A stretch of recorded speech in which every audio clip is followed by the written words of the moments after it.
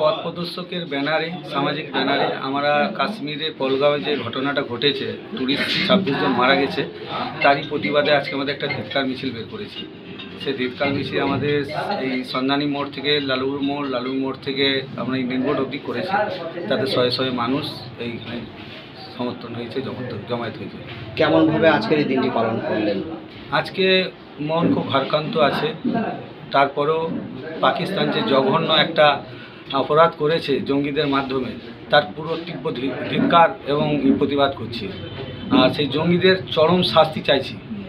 আর এটাও বলবো যে আমাদের এই ভারতবর্ষের মিডিয়া এমন কিছু খবর দেখাচ্ছে যেটা আমাদের ভারতীয় একতার বিপক্ষে যাচ্ছে।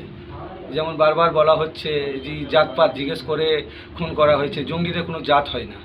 ঠিক আছে, এটা আমাদের বোঝা উচিত, আমাদের মিডিয়াদের বোঝা উচিত। আমরা ভারতীয়, আমরা এক, আমরা আগে ভারতীয়, তারপরে অন্য। আমরা 22 তারিখ যে কাশ্মীরে জঙ্গি হামলা হয়েছিল তার প্রতিবাদে আমরা আমাদের বীরভূম পথপ্রদর্শক নাগরিক মঞ্চ থেকে একটু প্রতিবাদ মশাল মিছিল বের করেছিলাম সাঁইথিয়া হাটতলা থেকে সন্ধানী মোড় পর্যন্ত, এবং তারপর আমরা ইউনিয়ন বোর্ড মোড় পর্যন্ত যাই। আমরা ছিলাম হচ্ছে পথপ্রদর্শকের প্রায় 200 জন সদস্য আমরা উপস্থিত ছিলাম।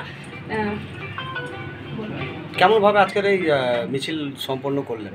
আমরা খুব ভালোভাবে এই মিছিল সম্পন্ন করেছি। এটি একটি অরাজনৈতিক আমাদের মিছিল ছিল। পথপ্রদর্শক পক্ষ থেকে আজকে আমরা ধিক্কার মিছিল 26 জন যে শহীদ হয়েছে কাশ্মীরে, তার জন্য আমরা সন্ধানী মোড় থেকে নিয়ে শৈলেন মোড় থেকে নিয়ে ডাইরেক্ট ইউনিয়ন বোর্ড পর্যন্ত আমরা ধিক্কার মিছিল করি।